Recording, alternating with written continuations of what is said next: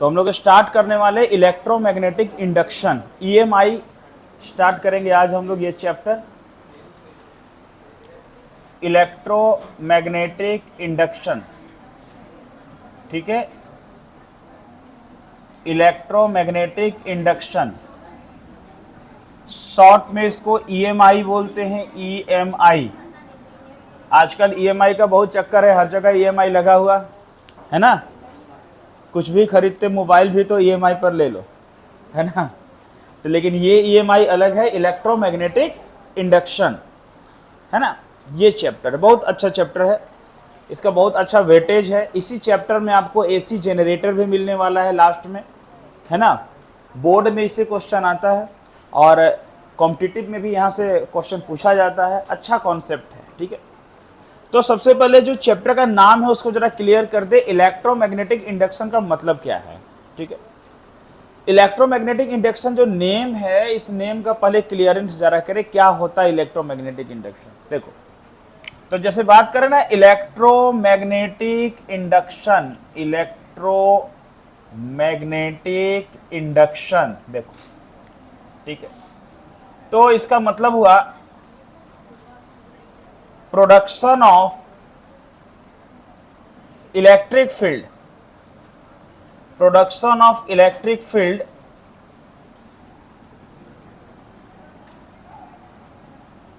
with the help of magnetic field. सोचो, अभी ये बात करते हैं production of electric field with the help of magnetic field is called electromagnetic induction.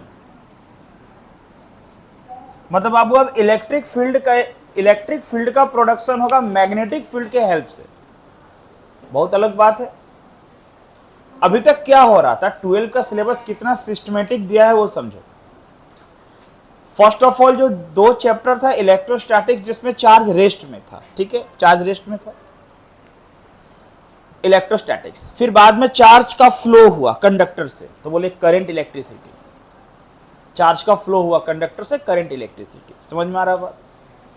बाद में क्या हुआ, चार्ज के फ्लो होने से इलेक्ट्रिक करंट प्रोड्यूस हुआ और इलेक्ट्रिक करंट के फ्लो होने से वायर के अराउंड में मैग्नेटिक फील्ड प्रोड्यूस हुआ। उसको बोले मैग्नेटिक इफेक्ट ऑफ करंट, जिसमें बहुत लोग आए, बायट, सेवर्ट, एम्पियर, बहुत लोग आए। ये बात हुआ। लॉरेंज फोर्स पढ़े हम लोग ये पढ़े कि चार्ज पार्टिकल का मूवमेंट क्या होता मैग्नेटिक फील्ड में। फिर उसके बाद वाले चैप्टर में हुआ मैग्नेटिज्म, मैग्नेट से मैग्नेटिक फील्ड, मैग्नेट से मैग्नेटिक फील्ड। अब क्या है सोचो, इलेक्ट्रिक फील्ड मैग्नेटिक फील्ड के हेल्प से। अब बोलोगे ऐसा कैसे पॉसिबल है, क्या मैग्नेट से भी कभी इलेक्ट्रिक करंट का प्रोडक्शन हो सकता है? हो सकता है, यही बात तो इस चैप्टर में पढ़ना है। मतलब मैग्नेटिक फील्ड से इलेक्ट्रिक फील्ड का प्रोडक्शन। चैप्टर का नाम पहले हम क्लियर करें, the production of electric field, electric field का production with the help of magnetic field. तो बाबू मैग्नेटिक फील्ड के हेल्प से इलेक्ट्रिक फील्ड का प्रोडक्शन करना, दैट मीन्स इलेक्ट्रोमैग्नेटिक इंडक्शन, जिसको बोलते हैं ईएमआई। समझ में आ रहा बात। ये बात कर, बोले ये सर आपने जनरेटर का नाम सुना होगा, एसी जनरेटर पढ़ना है इसमें। जनरेटर एक्चुअल में वो जनरेटर होता, हम लोग उसको बोलते हैं एसी जनरेटर, मतलब अल्टरनेटिंग करंट जनरेटर। उसमें क्या होता, दो मैग्नेट होता नॉर्थ और साउथ पोल का, और मैग्नेट के बीच में कॉपर का कॉइल रहता है। कॉपर का कॉइल रोटेट करेगा मैग्नेटिक फील्ड में और वहां से करंट का प्रोडक्शन होगा। यानी जनरेटर में मैग्नेटिक फील्ड से इलेक्ट्रिक फील्ड का प्रोडक्शन होता है। जैसे अभी इस रूम में बैटरी इन्वर्टर है, वो डीसी करंट है। अभी बोल दे कि नहीं चलो इन्वर्टर बैटरी से काम नहीं हो रहा, हम जनरेटर लगा लेते, लगा सकते जनरेटर, क्यों नहीं। हाँ थोड़ा साउंड करता, आजकल तो साउंड कम प्रोड्यूस करे, ऐसा भी जनरेटर चलाया। तो जनरेटर से क्या प्रोड्यूस होता, वो मैग्नेटिक फील्ड है और मैग्नेटिक फील्ड के बीच में कॉइल रोटेट करता, मतलब मैग्नेटिक फील्ड से इलेक्ट्रिक फील्ड का प्रोडक्शन, इलेक्ट्रिक करंट का प्रोडक्शन। ठीक, तो production of electric field with the help of magnetic field is called electromagnetic induction. ये चैप्टर का नाम क्लियर हो गया। तो कौन बताया इसको बताने वाला, स्टार्ट करने वाला फैराडे। हम लोग फैराडे का एक्सपेरिमेंट करेंगे, फैराडे के। ठीक है। फैराडे, जोसेफ हेनरी, ये लोग इस चैप्टर में आएंगे और बहुत कुछ बता के चल जाएंगे और आपका एक सिलेबस नया पढ़ने मिल जाएगा। ठीक है, आ रहा बात समझ में? चलिए कोई बात नहीं। तो चैप्टर स्टार्ट करने से पहले थोड़ा मैग्नेटिक फ्लक्स का आइडिया लेते हैं, तब हम लोग आएंगे फैराडे एक्सपेरिमेंट पे, फिर फैराडे का लॉज पढ़ेंगे, फिर लेंज का लॉ पढ़ेंगे, फिर धीरे धीरे आगे चलते जाएगा। तो सबसे पहले चैप्टर स्टार्ट करने से पहले एक वर्ड हम लोग क्लियर करने वाले, मैग्नेटिक फ्लक्स। भाई ये क्या है मैग्नेटिक फ्लक्स? फाई से डिनोट करते हैं। अगर मैग्नेटिक फील्ड के कारण है तो बी लिख सकते हो नीचे में। तो मैग्नेटिक फ्लक्स, तो सबसे पहले भाई मैग्नेटिक फ्लक्स क्या है ये समझ। इलेक्ट्रिक फ्लक्स क्या था, कुछ याद आ रहा है? अरे इलेक्ट्रिक फ्लक्स कुछ याद आ रहा है? क्या याद आ रहा है? क्या? गॉसियन सरफेस में, अच्छा ऐसे क्या, नंबर ऑफ, हाँ number of electric field of passes normally through a surface. किसी सरफेस से जितना इलेक्ट्रिक फील्ड ऑफ लाइन पास करता है उसका मेजरमेंट करते हैं तो क्या मिलता है? इलेक्ट्रिक फ्लक्स मिलता है। बिल्कुल सही बात आप पढ़े। तो आप बताओ मैग्नेटिक फ्लक्स क्या होना चाहिए, उस अकॉर्डिंग मैग्नेटिक फ्लक्स क्या होना चाहिए? मैग्नेटिक फ्लक्स क्या होना चाहिए? टोटल नंबर ऑफ, बिल्कुल सही बात है, total number of magnetic field of lines passes through a surface. किसी सरफेस से जितना टोटल नंबर में magnetic field of lines pass करेगा उसको कहेंगे मैग्नेटिक फ्लक्स। बिल्कुल, जैसे मान लीजिए कोई सरफेस हम देख ले, देखे कड़ा, देखे हाथ वाला, ये वाला, हाँ कोई भी एक देखो देखो देखो देखो, बहुत यूज किया हम लोग फिजिक्स में इसका। देखो अभी क्या बोल रहे हैं, ये एक सरफेस है, मान लो ऐसा सरफेस कोई एरिया है। अब मैग्नेटिक फील्ड ऑफ लाइंस इधर से भी पास कर रहा, इधर से भी पास कर रहा, उससे मतलब नहीं। मान लो यहां एक नॉर्थ पोल है मैग्नेट का, इधर इधर साउथ पोल है। अब इस सरफेस से जितना मैग्नेटिक फील्ड ऑफ लाइन इस सरफेस से पास कर रहा है, चाहे वो किसी भी शेप का सरफेस हो, मान लीजिए इस सरफेस को ऐसे बना दे हम कि भाई ये सरफेस ऐसा है, अब कॉपी पेन में तो ऐसा बनेगा, ये सरफेस ऐसा है। अब इस सरफेस से magnetic field of lines pass कर रहा है, जितना इस सरफेस से magnetic field of lines pass कर रहा है, number of magnetic field of lines passes through a surface. हो सकता है सरफेस ऐसा हो हमारा, इस टाइप का सरफेस है भाई, ऐसा प्लेन है एक ठो, ये प्लेन है, ऐसा एक मान लो प्लेन है। बोले total number of magnetic field of lines, total number of magnetic field of lines passes through a surface. किसी भी टाइप का सरफेस हो सकता है। तो इस सरफेस से जितना magnetic field of lines pass करेगा, ठीक है, उस सरफेस से जितना magnetic field of lines pass करेगा उसको मैग्नेटिक फ्लक्स बोलेंगे। क्वालिटेटिव, क्वालिटेटिव का मतलब होता है उसका ऐसे थ्योरेटिकल बात, फिर बाद में करेंगे क्वांटिटेटिव। क्वांटिटेटिव मतलब उसका कुछ मैथमेटिकल बात करेंगे। ठीक है, देखो तो यहां पर अगर हम क्वालिटेटिव बात करें तो टोटल नंबर ऑफ, थोड़ा सीधा line, total number of magnetic field of lines passes through a surface is called magnetic flux. अब उस फ्लक्स का मेजरमेंट कैसे करेंगे, फ्लक्स निकालेंगे कैसे, ये बात समझना। फ्लक्स कैसे निकालेंगे, देखो कैसे निकालेंगे। अब फ्लक्स जो है फाइंड करने के लिए मान लो इस पॉइंट से हम कुछ नॉर्मल खींचते हैं, कुछ नॉर्मल खींच, अच्छा इसका एरिया का बहुत बड़ा रोल है, इसका एरिया का बहुत बड़ा रोल है, सरफेस का एरिया का रोल है, कितना एरिया से पास कर रहा है। मान लीजिए इसका area A, magnetic field B. अब हम बोलते हैं कि चलो एक नॉर्मल ऐसे बोलते हैं, ये नॉर्मल एन, एन कैप। ये नॉर्मल क्या होता, नॉर्मल, अरे एरिया क्या है, एरिया है एरिया वेक्टर। एरिया क्या होता है, एरिया वेक्टर होता है, और वेक्टर का कुछ ना कुछ डायरेक्शन होता है, और एरिया वेक्टर के डायरेक्शन को दिखाने के लिए यूनिट वेक्टर का यूज करते हैं। ये हम लोग एरिया वेक्टर कब पढ़े थे, इलेक्ट्रिक फ्लक्स में पढ़े थे, area vector. Area scalar quantity है, बट इलेक्ट्रिसिटी और मैग्नेटिक केस में हम एरिया को वेक्टर क्वांटिटी ट्रीट करते हैं, ठीक है। तो यहां कुछ नॉर्मल उसके साथ कुछ थीटा एंगल बना रहा है, क्या बना रहा है, कुछ एंगल थीटा। तो जो फ्लक्स है फाई, जो फ्लक्स होगा वो बी डॉट ए, क्या होगा, फ्लक्स बी डॉट ए, यानी कि टोटल मैग्नेटिक फ्लक्स जो किसी सरफेस से पास करता है। एक काम करते हैं, हम थोड़ा सा यहाँ डिफाइन कर देते हैं, फिर इस पेज में बढ़िया से डायग्राम बना के आपको और अच्छे से क्लियर करते हैं। तो क्योंकि यहाँ जगह कम हो रहा थोड़ा सा, अभी फॉर्मूला नहीं लिख रहे हैं। एक काम करते हैं, अभी हम इसको बस डिफाइन कर लेते हैं ऐसे।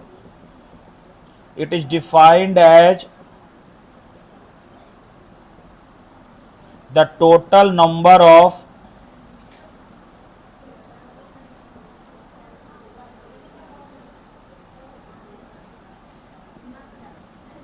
magnetic field of lines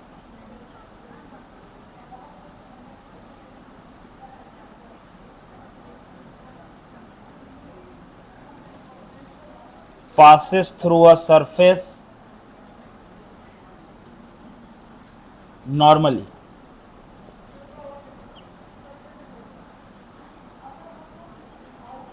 It is denoted by phi, या फिर phi के नीचे भी, नोट करिए इतना, तो इतना नोट करिए, फिर हम डायग्राम बनाकर अच्छे से क्लियर करते हैं।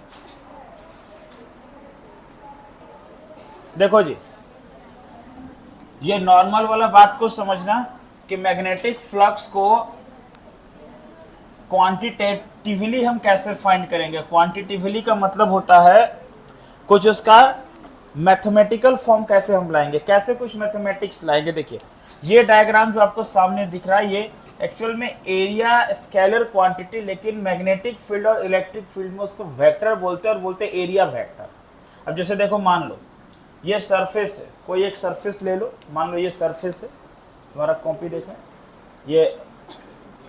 ये एक सरफेस है। अब इस सरफेस, ये पूरा सरफेस है, अभी बोलते हैं ना इस एरिया का एक स्मॉल पोर्शन डीएस है, डीएस स्मॉल एरिया एलिमेंट। तो उस डीएस का डायरेक्शन क्या होगा, तो आउटवर्ड फ्रॉम द सरफेस। क्या होगा, जो एरिया वेक्टर लेते हो उस सरफेस से क्या लेते, बाहर की ओर, सरफेस से क्या लेते, बाहर की ओर लेते। यहां पर आउटवर्ड फ्रॉम द सरफेस, यहां पर आउटवर्ड फ्रॉम द सरफेस, यहां पर आउटवर्ड। तो एरिया का डायरेक्शन दिखाएंगे ना, तो सरफेस से बाहर की ओर दिखाएंगे। तो क्या है ना कि सरफेस से बाहर दिखाना, अब सरफेस से बाहर वो कोई भी एंगल बना सकता, परपेंडिकुलर भी हो सकता है, अदर एंगल भी बन सकता है, ठीक है। तो देखिए यहां पर ये एरिया को रिप्रेजेंट करने के लिए नॉर्मल खींचते हैं, ठीक है। अलग अलग टाइप से हो सकता है नॉर्मल, जैसे अभी यहां पर हम ऐसे बना दे, देखो ये अगर कोई एरिया है सपोज करो, और ये magnetic field of lines, magnetic field of lines, और हम बोल दे कि मैग्नेटिक फील्ड ऑफ लाइंस में ये मैग्नेटिक फील्ड ऑफ लाइंस यहां पर इस डायरेक्शन में बता दे कि यहां पर है ये magnetic field of lines, N cap इधर है, एन कैप इधर। इसका मतलब हुआ ना कि अभी एरिया पूरा सरफेस एरिया ए और मैग्नेटिक फील्ड बी के बीच में जो एंगल बनने वाला वो 0 डिग्री का एंगल बनने वाला। कितने का एंगल बनने वाला, 0, क्योंकि एरिया का जो डायरेक्शन नॉर्मल लिए आप वो किधर लिए, मैग्नेटिक फील्ड के अलॉन्ग में लिए, और यहाँ फ्लक्स पॉजिटिव आया और फ्लक्स मैक्सिमम आया। सबसे ज्यादा मैक्सिमम फ्लक्स यही होगा, समझ में आ रहा है बात। अगर ऐसा हम बोल दें कि देखो ये एक सरफेस है, ये मैग्नेटिक फील्ड ऑफ लाइंस है, ये मैग्नेटिक फील्ड ऑफ लाइंस है, और हम नॉर्मल खींच दे इधर, यहां नॉर्मल खींच दे ऐसे बाहर में, ये एन कैप, इधर एन कैप आ जाए, ये एन कैप आ जाए। इसका मतलब है इसका फ्लक्स निगेटिव है, क्योंकि मैग्नेटिक फील्ड उधर है और डायरेक्शन आप अपोजिट ले रहे हैं, तो इसका इलेक्ट्रिक फ्लक्स, यहाँ फ्लक्स मैग्नेटिक फ्लक्स निगेटिव, यानी यहाँ फाई जो है वो बी ए कॉस 180 डिग्री होगा, कॉस 180 डिग्री -1, तो माइनस बी ए, यानी फ्लक्स इज निगेटिव। यहाँ क्या फ्लक्स होने वाला है, तो phi is equal to B A cos 0 degree होने वाला है, और कॉस 0 का वैल्यू 1 होता है, तो यहाँ मैग्नेटिक फ्लक्स बी ए, मतलब यहाँ फ्लक्स बन गया पॉजिटिव, यहाँ फ्लक्स हो गया निगेटिव। आ रही बात समझ में? ठीक है, तो इस तरीके से हम बोले तो नॉर्मल का डायरेक्शन हम कहीं भी ले सकते हैं जिधर हमको फ्लक्स फाइंड करना हो। अब यहाँ पर हम ये नॉर्मल ले लिए, इधर इस डायग्राम में नॉर्मल यहाँ लिए, तो मैग्नेटिक फ्लक्स क्या हुआ? देखो मैग्नेटिक फ्लक्स इस डायग्राम को हम यहाँ लेके आते हैं। देखो इस डायग्राम को हम यहाँ लेके आते हैं ऐसे, number of magnetic field of lines, number of magnetic field of lines, area A, और हम बोलते हैं ये normal N, N cap, theta angle बना रहा, ये थीटा यहाँ 0 डिग्री, ये थीटा यहाँ 180 डिग्री, यहाँ कोई भी एंगल थीटा। आ रही बात समझ में? तो magnetic flux linked with surface, इस सरफेस से कितना मैग्नेटिक फ्लक्स लिंक होगा? Phi is equal to B dot A. और आप बोलेंगे सर साइन क्यों नहीं हुआ, ये डॉट प्रोडक्ट आया, क्रॉस क्यों नहीं हुआ? उसका भी कारण बताते हैं। पहले देखो बी डॉट ए, तो फ्लक्स का फॉर्मूला क्या हुआ? B A cos theta. क्या हुआ फ्लक्स का formula? Phi is equal to B A cos theta. Actual में जब भी मैग्नेटिक फ्लक्स से 0 डिग्री का एंगल बन के जाता है तभी अधिक से अधिक फ्लक्स मिलेगा। मैक्सिमम फ्लक्स कब मिलेगा? जब सरफेस से magnetic field of lines 0 degree का एंगल से पास करे।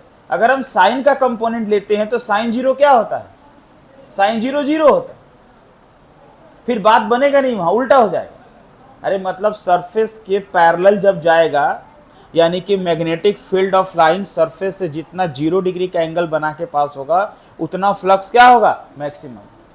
अगर हम यहाँ साइन ले लेते तो क्या होता? अब बताइए, साइन 0 का वैल्यू क्या होता? 0, तो फ्लक्स क्या होता? 0, जो गलत होता। इसलिए हमको कॉस का कंपोनेंट लेना पड़ेगा, और कॉस का कंपोनेंट में कौन सा प्रोडक्ट होता है? Dot product. तो फाई इज इक्वल टू क्या हुआ? B A cos theta. समझ आ रहा है बात? ठीक है, तो मैग्नेटिक फ्लक्स का formula phi is equal to B, ये सब देखिए स्पेशल केस हो गया।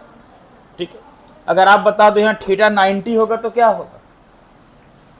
अगर थीटा 90 करे तो फ्लक्स क्या होगा? फ्लक्स 0 हो जाएगा, हो जाएगा ना फ्लक्स 0। तो इस तरह से phi is equal to B dot A B A cos theta. समझ में आ रहा है बात? ठीक है, अब जैसे इसमें आप ये भी बता सकते हो कि मतलब सर जितना सरफेस से magnetic field of lines pass करता है उसको मैग्नेटिक फ्लक्स कहते हैं, और मैग्नेटिक फ्लक्स का मेजरमेंट होता है phi is equal to B into A. क्या होता है? Phi is equal to B into, क्योंकि मैक्सिमम फ्लक्स तभी होगा जब एंगल क्या बनेगा? 0। एंगल क्या होगा? नॉर्मल के साथ मैग्नेटिक फील्ड का एंगल 0 डिग्री का बनेगा, तो फ्लक्स सबसे maximum. Phi is equal to क्या होगा? B into A. तो जनरली अगर थीटा 0 हो तो फाई बराबर बी इंटू ए का यूज ज्यादा हम लोग करते हैं। समझ में आ रहा बात ना? मतलब ये समझ में आ रहा है एंगल क्यों हो रहा है थीटा? ठीक है, अब इसका स्पेशल केस करें तो क्या होगा बताओ? स्पेशल केस करते हैं, देखिए इसका स्पेशल केस करते अगर हम लोग, तो नंबर 1 में अगर बोल दे थीटा 0 तो फाई इज इक्वल टू हो गया B A cos 0 degree, cos 0 1, तो मैग्नेटिक फ्लक्स मैक्सिमम। अगर हम बोल दे थीटा 180 डिग्री तो phi is equal to B A cos 180, cos 180 minus 1, तो सबसे मिनिमम फ्लक्स मिलेगा। अगर हम बोल दे when theta is equal to 90 degree तो फाई इज इक्वल टू क्या हुआ? बी ए कॉस 90, कॉस 90 0, तो फ्लक्स क्या होगा बताइए? फ्लक्स क्या होगा?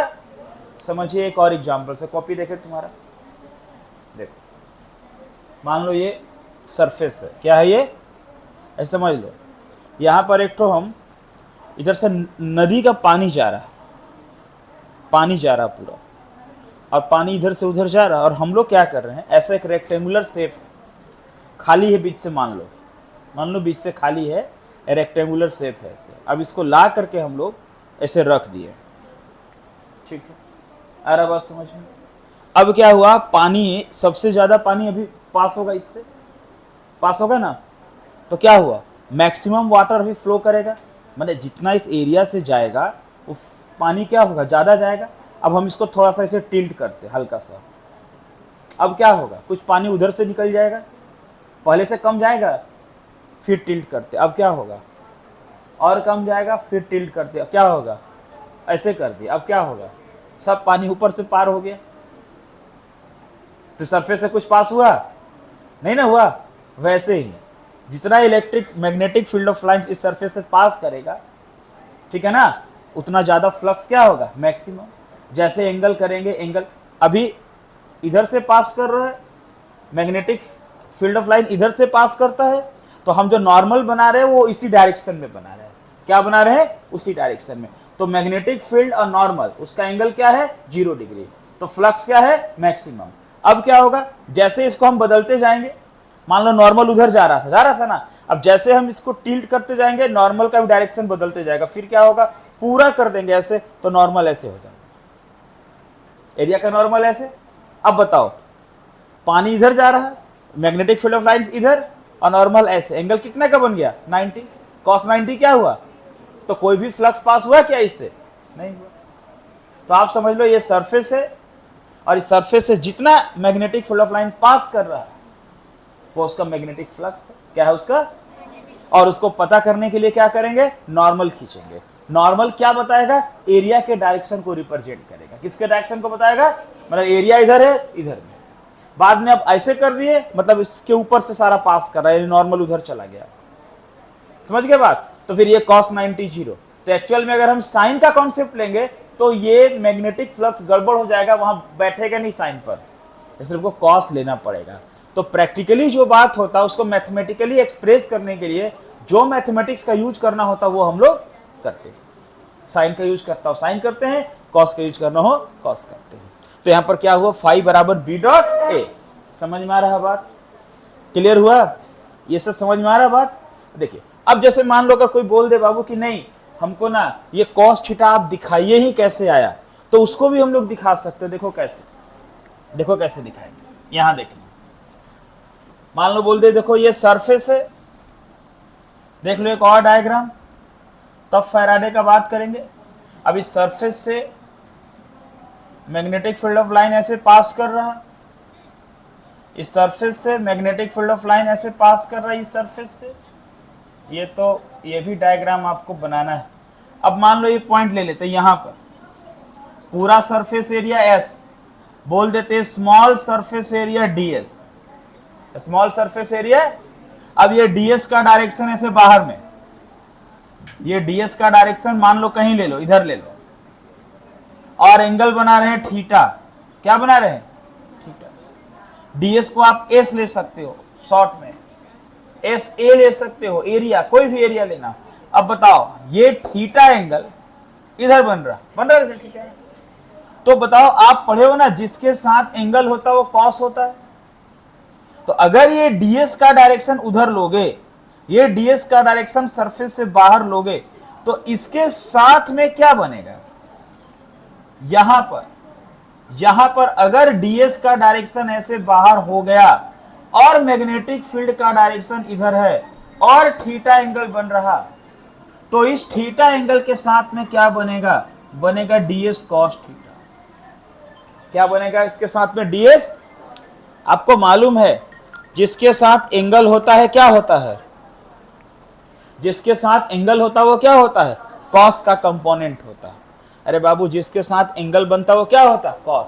तो डीएस थीटा एंगल बना रहा है मैग्नेटिक फील्ड के साथ, तो क्या हो गया डीएस। तो यहां पर तुम ऐसे बोल सकते हो कि डी फाई बराबर बी डीएस कॉस थीटा। क्या बोल सकते हो, डी फाई बराबर बी डीएस। फिर बोलेंगे डॉट कॉस हटाने के लिए क्या देते हैं, डॉट प्रोडक्ट। तो डी फाई बराबर क्या फॉर्मूला हो गया, बी डॉट। बोले सर डी फाई का यूज क्यों किए, अरे स्मॉल फ्लक्स निकालना हो तो डी फाई का यूज किए। समझ में आ रहा है बात को। अगर टोटल निकालना होगा तो बाद में इंटीग्रेशन करके टोटल, हमको पता है ना स्मॉल के लिए डिफरेंशिएशन होता है, टोटल के लिए इंटीग्रेशन होता है। समझ में आ रहा है बात, यहाँ फ्लक्स समझना है। समझ में आ रहा है बात। ये डीएस का डायरेक्शन उधर क्यों हुआ, हम लोग ये इलेक्ट्रिसिटी में ही बात पढ़े थे कि अगर कोई सरफेस एस है और आप उसका स्मॉल ds लेते हैं तो ds का डायरेक्शन हमेशा सरफेस से क्या होता है, बाहर की ओर। क्या होता है, तो ds सरफेस से बाहर। तो मैग्नेटिक फील्ड के साथ थीटा और जिसके साथ थीटा हो क्या बनेगा, कॉस्ट। तो d फाई बराबर बी डी एस कॉस्ट। समझ में आ रहा है बात, इतना माथा मारी नहीं है, ये क्लियर है, कॉन्सेप्ट क्लियर हो गया, फ्लक्स का क्लियर हो गया कॉन्सेप्ट क्या होता है। चलिए इसको नोट करिए, फैराडे का एक्सपेरिमेंट करते, लिखिए। तो मैग्नेटिक फ्लक्स हम लोग क्लियर कर लिए, phi is equal to B into A. अच्छा इसका यूनिट भी लिख लो, मैग्नेटिक फ्लक्स का ऐसा यूनिट भी लिख लो, ऐसा unit of magnetic flux is weber. Weber, ठीक है, आ रही बात समझ में। और इसका सीजीएस यूनिट होता मैक्सवेल। हाँ भाई मैक्सवेल, है ना, ऐसे हो, ठीक है, मैक्सवेल ही होता, हाँ, है ना।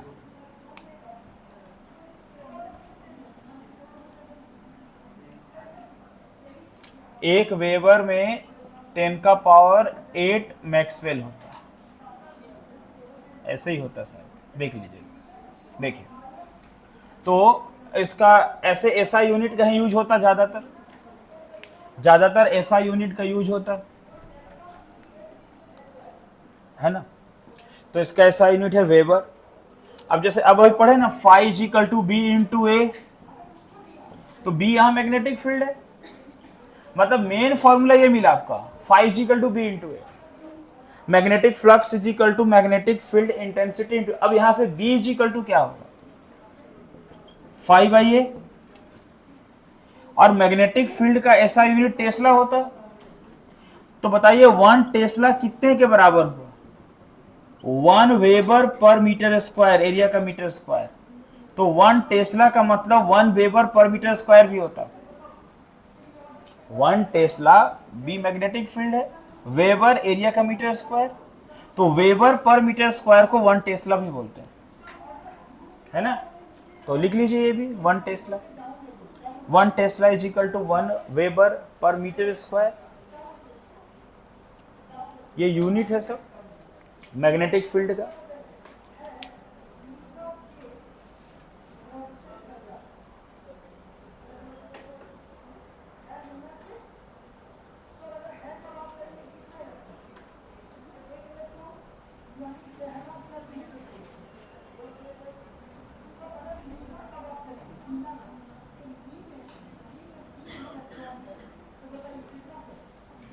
आ रहा बात समझ में,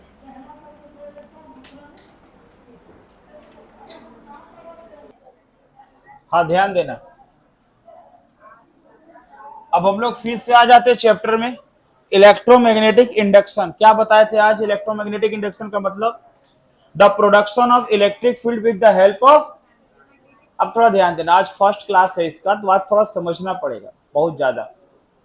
देखिए तो ये सब बताने वाला है फैराडे एक्सपेरिमेंट।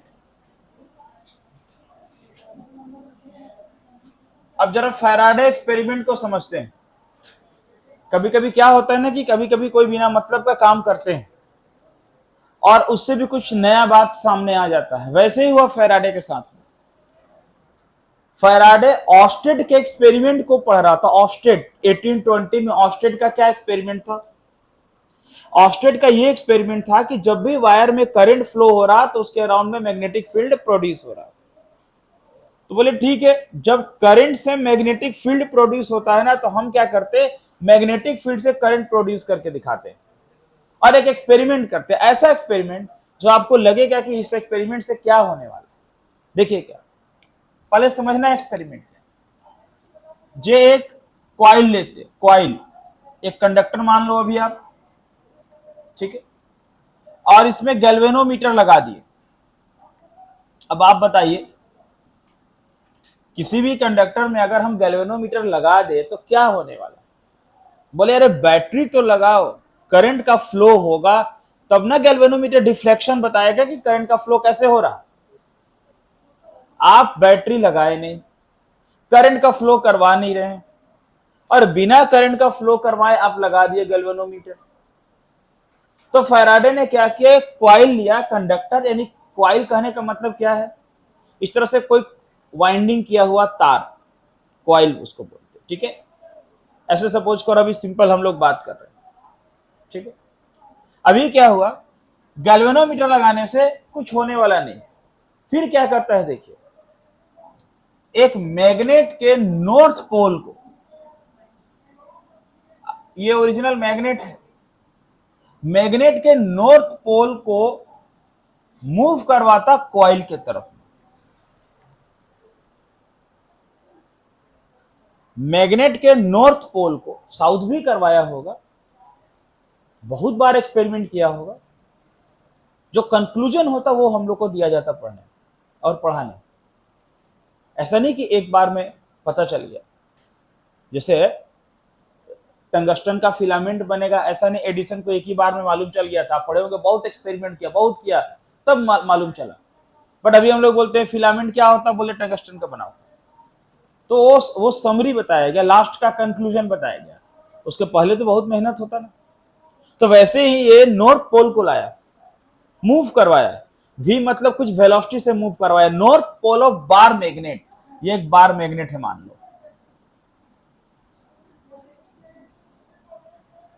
देखा क्या कि जब इस मैग्नेट को कॉइल के तरफ लाते हैं, जैसे मैग्नेट को कॉइल के तरफ लाए, ये गैल्वेनोमीटर में डिफ्लेक्शन आ गया, और गैल्वेनोमीटर करंट का मेजरमेंट कर लिया, इतना मिली एम्पियर, इतना एम्पियर का करंट, स्मॉल अमाउंट में करंट का मेजरमेंट हो गया। बोला गजब बात है, इस मैग्नेट को लाएं और इसमें गैल्वेनोमीटर में डिफ्लेक्शन हो रहा है, करंट का प्रोडक्शन हो रहा है, कुछ तो बात है यहां पर। तो फैराडे ने इस एक्सपेरिमेंट के पहले, फैराडे कोई साइंटिस्ट नहीं था, एज ए स्टूडेंट। उसके बारे में बहुत सारा बायोग्राफी मिलता है कि वो बुक बाइंडिंग शॉप में काम भी करता था, मतलब ऐसा जो भी हो।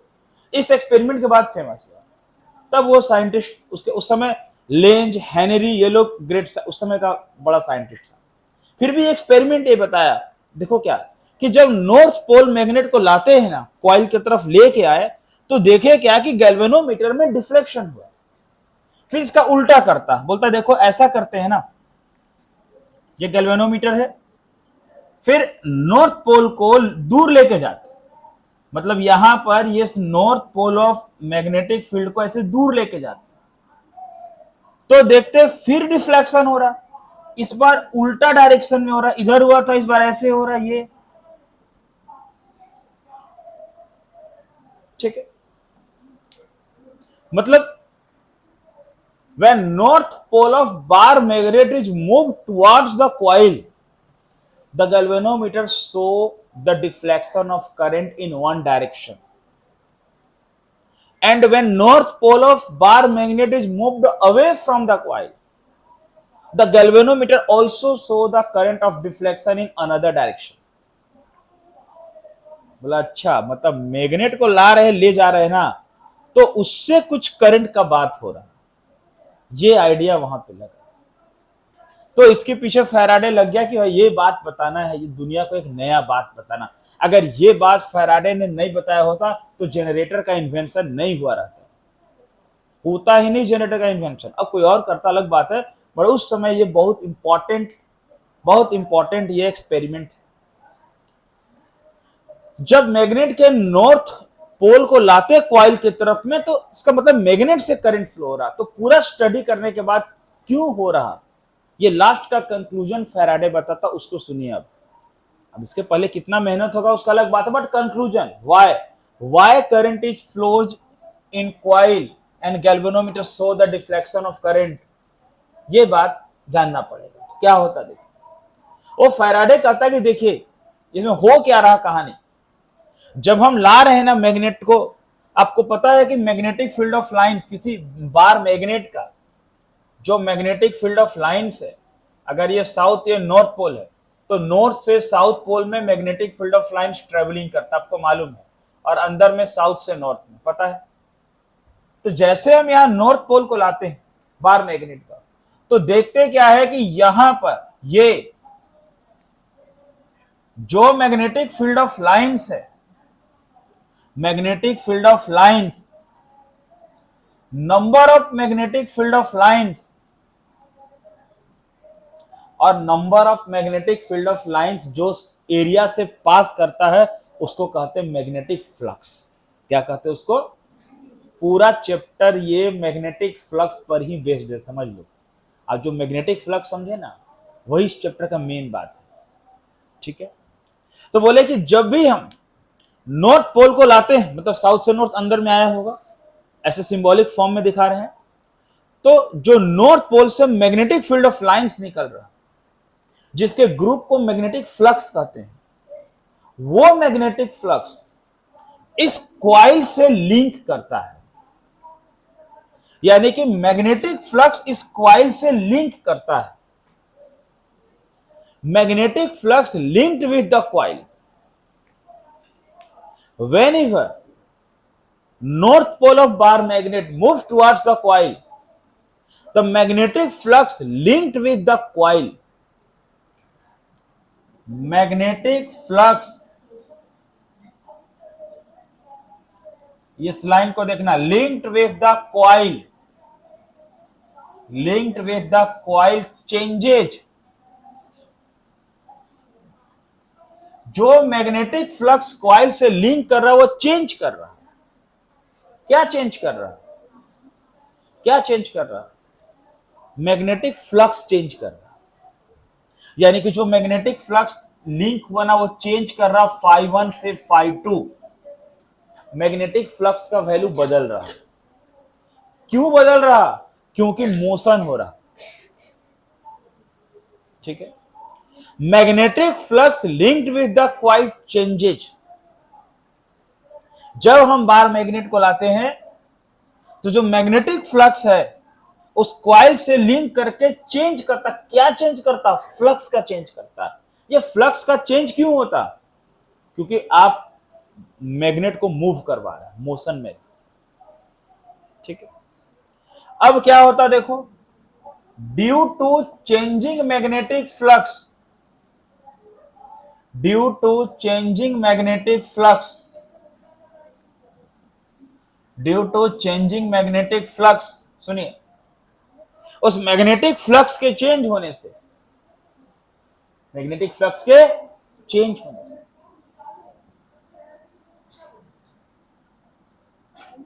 EMF is set up in coil called induced EMF। इस नाम याद रखिएगा, इंड्यूस्ड EMF। ये वर्ड बार बार आएगा, इंड्यूस्ड EMF। दो तीन नाम है जो इस चैप्टर में बार बार वही लोग आने वाले, induced EMF, induced EMF, magnetic flux, कुछ कुछ नाम का परिचय जो आज हो जाएगा वही लोग चैप्टर में आएंगे। देखो, तो इस मैग्नेटिक फ्लक्स के चेंज होने से एक EMF प्रोड्यूस हो रहा है। EMF आपको मालूम है, EMF एक तरीके का वोल्टेज होता है, पता है। वो EMF प्रोड्यूस हो रहा, जिसको बोलेंगे इंड्यूस्ड EMF। इंड्यूस्ड, यहां पर एक EMF में वर्ड आ गया इंड्यूस्ड, क्योंकि किसी के कारण प्रोड्यूस हुआ इसलिए इंड्यूस्ड, उस मैग्नेट के कारण हुआ इसलिए इंड्यूस्ड। अच्छा बताओ, अगर किसी कॉइल में वोल्टेज हो जाए, किसी कॉइल में क्या हो जाए, और कॉइल है तो रेजिस्टेंस होगा ही, कॉइल है तो रेजिस्टेंस, तो वोल्टेज मिल जाए, आर हो जाए, तो V और R मिल जाएगा तो I नहीं मिलेगा। V equal to I R. जहां वोल्टेज और रेजिस्टेंस हो वहां करंट फ्लो करेगा कि नहीं करेगा? करेगा ना। तो बोलता देखिए, ये जो मैग्नेटिक फ्लक्स चेंज कर रहा है कॉइल में, इस मैग्नेटिक फ्लक्स के चेंज करने के कारण, मैग्नेटिक फ्लक्स के चेंज करने के कारण एक EMF प्रोड्यूस हो रहा, EMF इंड्यूस्ड हो रहा, जिसको कहते हैं इंड्यूस्ड EMF। क्या बोलते हैं? और due to induced EMF, due to induced EMF, current is set up in the coil called induced current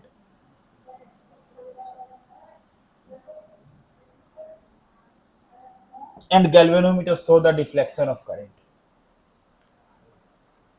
बोला कि ये इंड्यूस्ड ईएमएफ होने के कारण एक करंट फ्लो कर रहा कॉइल में, जिसको इंड्यूस्ड करंट कहते हैं।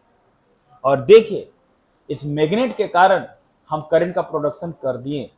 ये फैराडे ने एक्सपेरिमेंट करके, ठीक है ना, पूरा तहलका मचा दिया एक्सपेरिमेंट से। मतलब नया बात आया कि मैग्नेट से करंट का प्रोडक्शन हो रहा है, तो नया बात पहुंच गया। समझ रहे बात ना? बोला देखो, जब हम कॉइल को ले जाएंगे, अच्छा और क्या बात पता है सुनो। बोला कि देखिए, जब हम कॉइल को लाते हैं ना, जब हम मैग्नेट को लाते हैं ना कॉइल के तरफ में, तो फ्लक्स इंक्रीज करता। क्या करता? फ्लक्स इंक्रीज करता, बढ़ता है फ्लक्स। अरे फ्लक्स चेंज करता ना, चेंज करना माने इंक्रीज करेगा। जितना लाएंगे नजदीक, फ्लक्स इंक्रीज करेगा, और जब दूर ले जाएंगे ना, तो फ्लक्स डिक्रीज करेगा। क्या करेगा? फ्लक्स। और देखो, इंक्रीज करना मतलब भी फ्लक्स में चेंज होता है, और डिक्रीज करने का मतलब भी फ्लक्स में चेंज होता है। तो क्या बात पता है कि देखिए, जब हम लेके जाएंगे ना, तब भी फ्लक्स में चेंज होगा, और फ्लक्स में चेंज होने के कारण मतलब फ्लक्स डिक्रीज करेगा, उसके कारण भी करंट फ्लो करेगा, और जो कर रहा उसका उल्टा में कर। मतलब जब हम बार मैग्नेट को कॉइल के तरफ लाते हैं, तो मैग्नेटिक फ्लक्स कॉइल से लिंक करके चेंज करता है, और लिंक करके चेंज करना माने फ्लक्स इंक्रीज करता है। इस कारण से उसमें एक करंट फ्लो करता है, और जब हम मैग्नेट को दूर ले जाते हैं, तब भी फ्लक्स में चेंज होता है, तब भी फ्लक्स में चेंज होता है। और मैग्नेट को ले जाने से दूर फ्लक्स में चेंज होता है, डिक्रीज करेगा, और फिर करंट का फ्लो होता है, लेकिन उल्टा डायरेक्शन में होता है। अब फैराडे से बोला गया, बताओ ये करंट का डायरेक्शन क्यों है? क्योंकि जब लाया था ना, तो करंट एंटी क्लॉक में फ्लो किया था, ऐसे जब लाए तो, और जब ले गए तो क्लॉकवाइज में फ्लो किया। तो पूछा गया कि डायरेक्शन बताओ, तो फैराडे ने इसका डायरेक्शन नहीं बताया। इसका डायरेक्शन एक लेंज नाम के साइंटिस्ट बताएगा, जो बोलते फैराडे के साथ पढ़ते लेंज लॉ। लेंज ने इसका डायरेक्शन बताया पूरा रीजन के साथ कि क्या डायरेक्शन करंट का होना चाहिए। समझ में आ रहा है बात? ठीक है। तो फैराडे ने, एक बार ये समझ में आ रहा बात, फैराडे के experiment, this is the experiment of Faraday, कि जब आप कॉइल को लाएंगे तो मैग्नेटिक फ्लक्स, जब आप मैग्नेट को लाएंगे कॉइल की तरफ, तो मैग्नेटिक फ्लक्स कॉइल से लिंक करेगा, लिंक करके चेंज करेगा, चेंज करने से ईएमएफ इंड्यूस्ड होगा, और ईएमएफ इंड्यूस्ड होने से करंट फ्लो होगा, जिसको इंड्यूस्ड करंट कहेंगे। तो production of electric field with the help of magnetic. ठीक है। अब हम लोग पढ़ेंगे फैराडे का लॉ क्या था। एक्सपेरिमेंट को इतना लिख लीजिए, फिर लॉज पढ़ते हैं।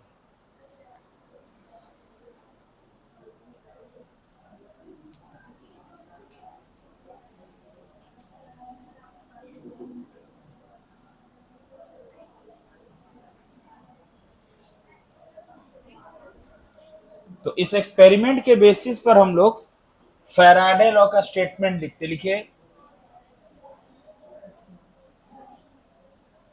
ठीक है, Faraday laws of electromagnetic induction. तो दो लॉ हैं। अब बात करते हैं फर्स्ट लॉ का, ध्यान दें। अब इस स्टेटमेंट के बेसिस पर, ये जो एक्सपेरिमेंट था, इस बेसिस पर हम लोग फैराडे का लॉज लिखते हैं, Faraday laws of electromagnetic induction. ठीक है। तो दो लॉज है, टू लॉज, जिसमें फर्स्ट लॉ लिखते पहले। फर्स्ट लॉ ये बताता है कि whenever magnetic flux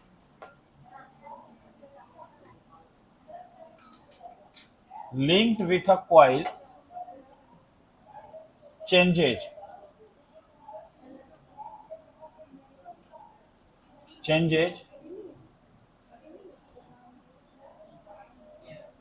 induced EMF is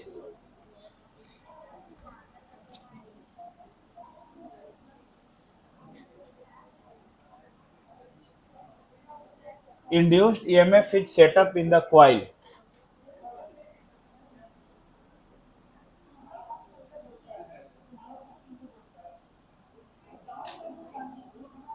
The induced EMF lasts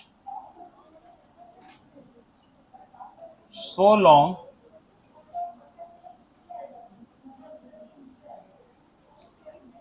as the change in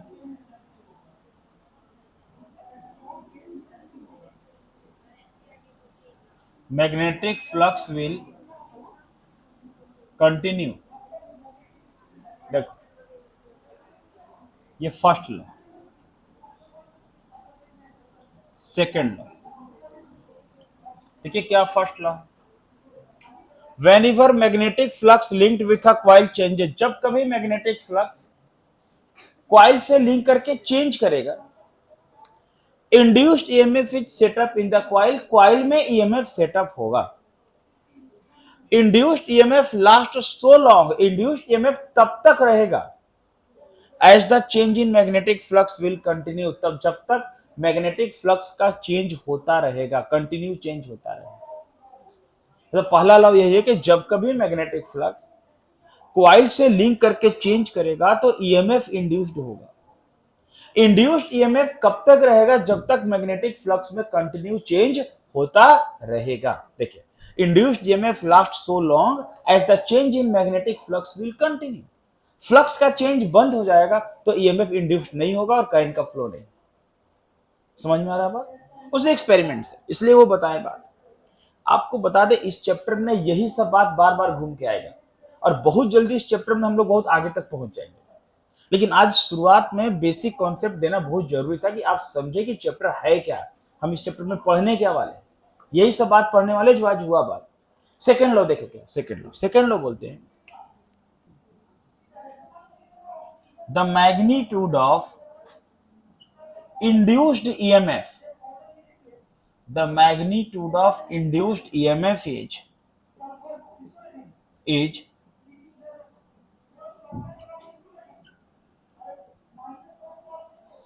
directly proportional to the magnitude of induced EMF is directly proportional to the rate of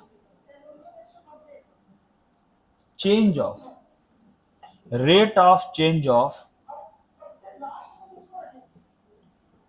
magnetic flux. देखो, यानी जो induced EMF है ई, उसका जो magnitude है वो directly proportional है rate of change of magnetic flux. Flux को फाई से लिखते हैं तो rate of change of magnetic flux बोल सकते हैं linked with the coil, linked with coil. Magnitude EMF का डायरेक्टली प्रोपोर्शनल होगा rate of change of magnetic flux.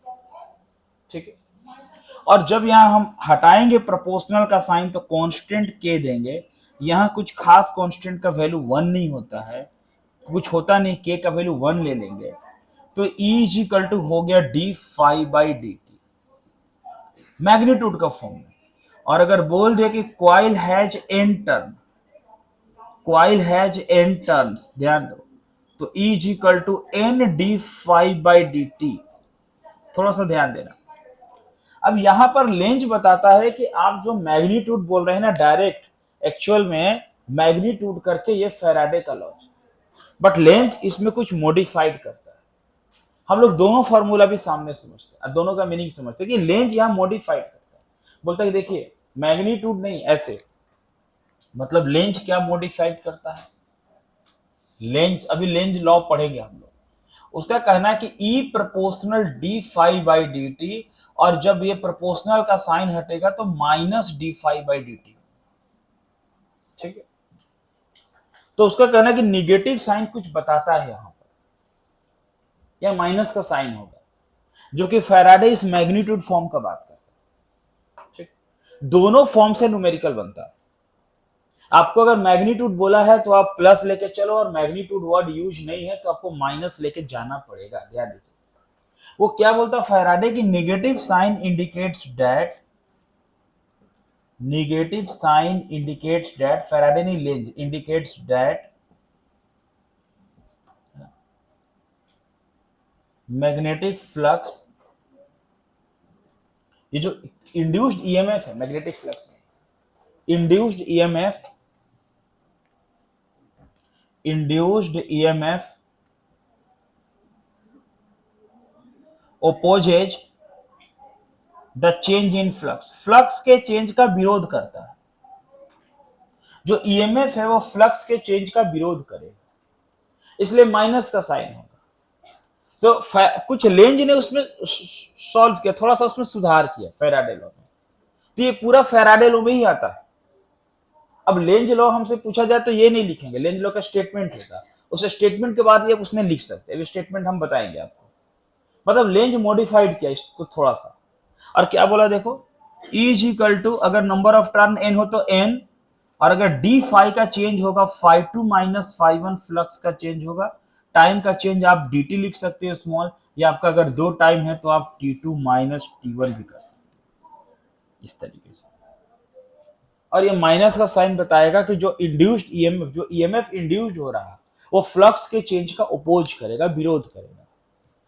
ठीक है, तो आपको ना फैराडे के लॉ से दो फार्मूला भी मिला। अभी हम लोग का एक तो फ्लक्स का मिला था, अभी E इज इक्वल टू हम D phi by D T. अब बोलेंगे सर कहाँ हम मैग्नीट्यूड वाला फॉर्म का यूज करेंगे और माइनस का कहाँ यूज करेंगे, ये क्लियर होगा जब हम लोग प्रॉब्लम बनाएंगे, न्यूमेरिकल्स बनाएंगे तो क्लियर हो जाएगा वहां कहाँ यूज करेंगे। ठीक है, ऐसे इतना बात समझ लो, अगर मैग्नीट्यूड नहीं बोला गया तो आपको माइनस का यूज करना है।